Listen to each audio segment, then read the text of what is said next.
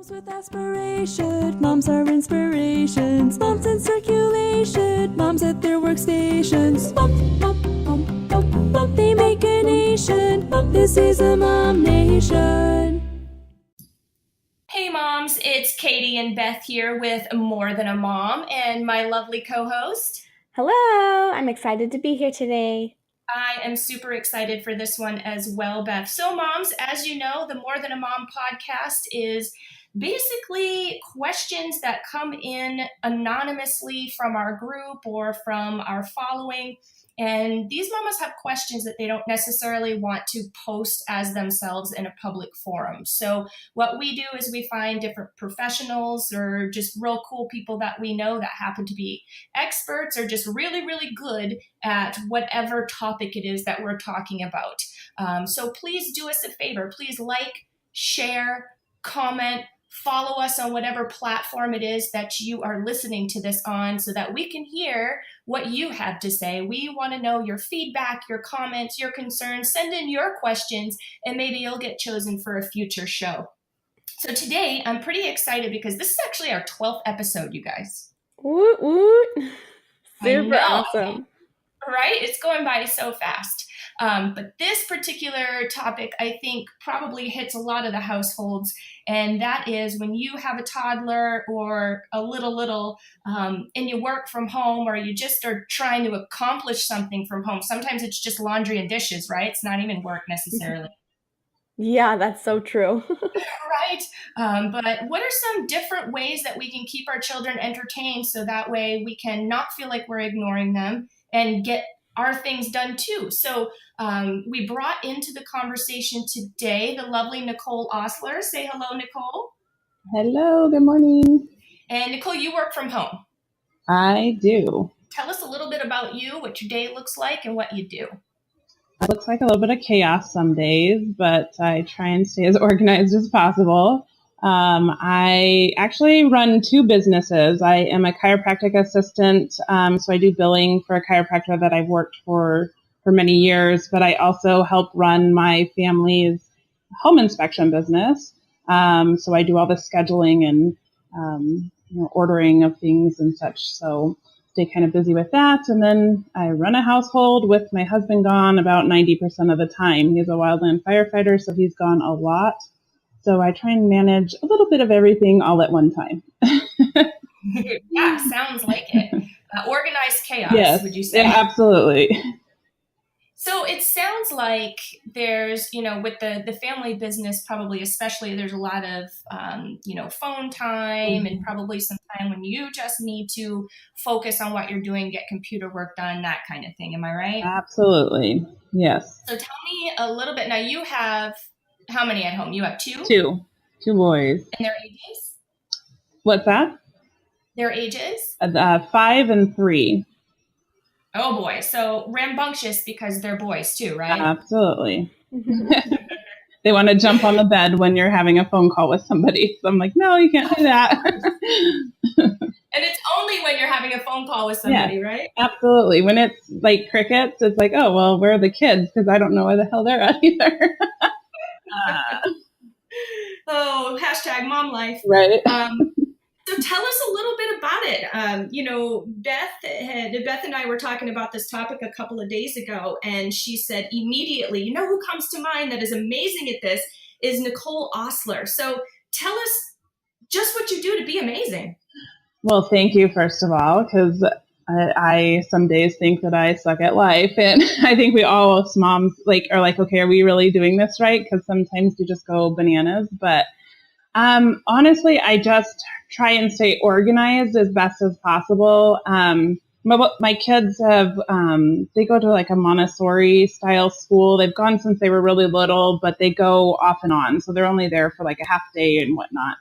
And so I've learned a lot through them that you kind of got to let your kids do and grow on their own sometimes. And, when they want to get a cup of water at 2 years old, you're not super stoked about it because you're probably going to have a big mess, but you got to learn to kind of like let it go. So I am in our home, our Lazy Susan, part of it actually is a shelf for our kids to be able to get their own cups so they can get their own water. They know now how to pull the chair up if they can't reach, which mine are both giants at this point, so they can reach the spigot on the fridge now. But, really just staying organized, preparing snacks ahead of time. So, if you are on that phone call, you can just get them a snack and say, here, because that's half the time what they're asking for. Because if you're anything like my boys, they snack all day long, and you're like, really, how do you consume that much food? But really just, like I said, stay organized and have things for them to do. So I try not to give them a lot of TV, though some days, I'm not going to lie, I'm that mom that will put your butt in front of a TV and let you have it all day if that's what I need you to do. But I prefer you not to. So I try and have like Play-Dohs ready and arts and just things like that.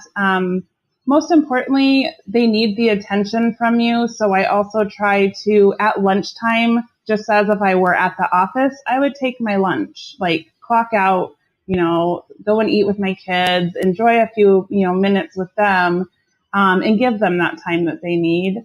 And then here and there, like when I have no phone calls going on, I'll bring my phone with me because it is myself, so I can, go and sit with them and do an art or, a drawing or something like that, just so they know that, okay, mom is paying attention to us and they're getting that attention, but yet I'm still working at the same time. So it's definitely a juggling act. I'm not saying it's perfect. Sometimes, like I said earlier, the kids are bouncing on the bed and I just have to apologize to the customer and say, I'm sorry, but my kids are home and this is my life. And honestly, a lot of people are very flexible, understanding and things like that. Of course. And I've seen that as well. I work from home too. And sometimes, Jackson does go to school, but sometimes he's home. And if he happens to be in the background, my clients do understand. So that's pretty cool. I mean, we're all human here. Right. So cool. So what types of snacks do you set up ahead of time? Any examples? I actually buy those little snack bags and I put just like the colorful gold crackers, because then they end up like playing with them because they're different colors. And so it kind of gives them an activity while they're eating. Yeah. And then, just like pretzels, they know how to get into the fridge now. So they know exactly where like cheese sticks are or yogurts and just like small things for them that are easy to open. Every once in a while, like the cheese stick wrapper will be too hard that I can barely open it, but they'll run in and give me the cheese stick. But they know, and I kind of taught them that, okay, mommy has 2 phones, and when I'm on my blue phone, which is my work phone, you guys make sure to not talk to me, and as soon as I'm done with that phone call, I will let you know. Does it work all the time? No, it doesn't. But majority of the time, if they see me on the blue phone, they're like, mom's working, let's give her that time. But this has been a work in progress. I've been doing this work from home stuff for 3 years now. So my kids are kind of getting used to it now that it's, so early on it wasn't as easy. But you just have to reiterate to them. I give them the finger or the hold on kind of look. And, but yeah, as far as snacks, I just little things like that, simple things just to prepare, not, if your kids are able to get into the fridge like mine, I kind of try and make a shelf for them so they know, okay, here's some grapes in this Ziploc or, things like that. Gotcha. Perfect. Something that I heard you kind of touch upon that I think is super important for us to go into a little bit with our moms is setting boundaries, but having expectations, appropriate expectations. So like setting boundaries with your son, okay, when mom's on the blue phone, she's at work, don't talk to her, but I promise you, as soon as I get off the phone, I'll be there for you, or I'll be able to help you with the cheese stick or whatever the case may be. So working on those boundaries with your children, which is probably very good for them to understand. Right. However, having the appropriate expectation of their age and what their capacity is at that point. Absolutely. Yeah, you can't assume that your 3-year-old is going to be like, mom's putting the one finger up, and it's not the middle one, but she's got the one finger up, which means hold on, and I'm just going to sit here and listen and wait.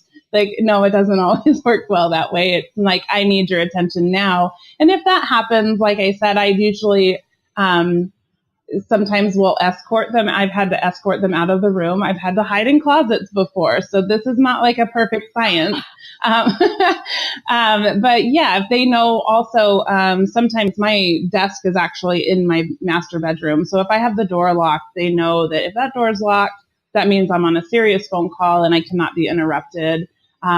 But yeah, you're going to have your tantrums. You're going to have them pulling at your leg when you're on a phone call, and you just pray that the person on the other line is okay with that conversation and understanding. Because, like you said, we're all human. The kids are going to be want your attention at different times, and you just have to be okay with that and say, you know what, you're just better hope that other person is just as flexible as you are. And I think we all have that sort of anxiety about being human. And, I would encourage a mom that might be in this position to just go ahead and get vulnerable with the other person on the other line and be like, look, I'm a mom, and yeah, I'm working, and my 3-year-old's home, and just do you mind if I put you on hold real quick for a second, just so that I can handle the situation, and I'll get right back to you. And I feel like most people, like we said, are going to be okay with that and cool with that. Mm-hmm. And it might just be our internal sort of anxieties that we don't want to say that to them and be human to them. But I think that's a mistake. Absolutely. I agree. I've put people on hold before and they get back on like, oh, I've been there. They get it half the time. So yeah, a lot of people are very understanding. You'll get that grumpy old man every once in a while, but hey, Right. But I know you've been in business a while. I have too. And quite honestly, if you run into somebody like that has not enough patience for 2 seconds for a 3-year-old for you to do your thing, then you know what? Maybe they're just not a good fit for your business. Absolutely. That's how we feel as well. Like, you know what? We're a family-owned business. And if you don't have time for us to take care and tend to our family, then it's probably not going to be a good fit, because you have to be flexible in this world, because it doesn't run on your schedule. Exactly. It's not perfect. And you know what? There's billions and billions and billions and billions of people on this earth. And so, I feel like there's plenty of business out there for everybody. We don't need to be bending over backwards and, eliminating our own expectations on our end or our own boundaries on our end, just simply to please everybody out there. Well, cool. Well, I appreciate that info. That was amazing. Anything else that you'd like to add that we didn't ask you? I'm just trying to think. Some of the other little things I do too is if I'm able to, because sometimes you just know what days are going to be a little bit slower in your week. Instead of when my boys are home, because sometimes they're home all day, when they are home, I'll go outside and I'll bring my laptop out there and just work out there. So they think that I'm still working with them in a way, but I'm still working. So, just try and spend as much time with your kiddos, throughout the day, in your lulls. So when you have no phone calls coming in, you can step out and say hi or give them a hug or kiss or whatever. That little minute of time for them is like years for them. You know what I mean? So just to be able to do those little things, and just remember that everybody's human, and to, not take it personal. And if someone gets upset and says, oh, I need this right now, and they hang up on you, you know what? That's okay. Like you said, that's not the right fit for your company, and you gotta just move on. So. Yeah, it's a big red flag, I would say. Yeah, absolutely. So. And what you said is just so important. What you just said, I mean, everything you've said is important, but what you just said is so important to me anyway. And it's cliche, but they do grow up fast, and every moment is a moment you're never going to get back again. And I work a lot, and that is I have mom guilt a lot about that, and several months ago, maybe even a year or more now, I sort of sat down with myself and created my own boundaries and expectations of my time. And in fact, kind of time blocked throughout my day and evening when it's just time for Jackson. And you know what? If a client calls, that's what voicemail's for. Yep. We have a call center that, you know what, if I want to go have a play date with my kids, I don't have to worry about it. Or, and before we even have the call center, go to my voicemail. You know what, if it's that important, then you'll call back or I'll call you as soon as I can. But, it's not an emergency. I mean, time with your children is more of an emergency for me personally than to answer a phone. So Absolutely. I love it. Beth, anything you'd like to ask Nicole that we haven't asked? I think we covered this topic really thoroughly, and I loved this information, especially as a mom who does occasionally work from home also. I think this is some great tips that we have here. Awesome. I do too. Well, moms, I hope you enjoy it as well. We loved having you, Miss Ostler, with Alati's Home Inspection Services. And tell me again the chiropractor company. I work for Dr. Stacy Olson with Olson Chiropractic. She's over in Awesome. Scottsdale. And then the inspection company is Valley-wide. Yeah, we're Valley-wide. We're based out of Mesa, but we go everywhere. We go to Prescott, Dayton. We literally go everywhere. Weren't you camping in like the southern part of the state or something, doing some inspections? Yeah, we just did a big 20 manufactured homes for the federal government for Border Patrol. Cool. You guys are busy. Yeah. Yeah, it is busy season. All right, moms, you have an awesome day, and we'll see you next time. Bye.